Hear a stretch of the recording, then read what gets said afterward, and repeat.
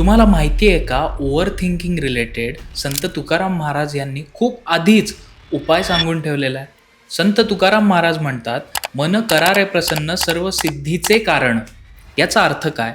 याचा थोडक्यात अर्थ हाच असू शकतो, की सगळा हा जो प्रॉब्लेम आहे, हा मेंदूचा नसून मनाचा आहे.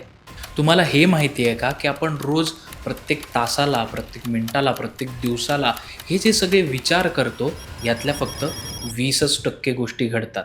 त्यातल्या 80% गोष्टी या घडतच नाही. त्यामुळे नेहमी पॉझिटिव्ह विचार करा आणि जेव्हा ओव्हर थिंकिंग व्हायला सुरुवात होईल किंवा ओव्हर थिंकिंग वाटायला लागेल, त्यावेळी 1 मिनिटं शांत बसा आणि हे म्हणा, "जे माझ्या मर्जीविरुद्ध घडते ते माझ्या भल्यासाठीच असते." आणि यालाच आध्यात्मिक स्वीकार किंवा ॲक्सेप्टन्स म्हणतात. हे शांत मन तुम्हाला नेहमी योग्य उत्तर देतं. त्यामुळे टॅग करा तुमच्या अशा मित्राला किंवा मैत्रिणीला जे खूप ओव्हर थिंक करतात आणि त्यांना याची गरज आहे.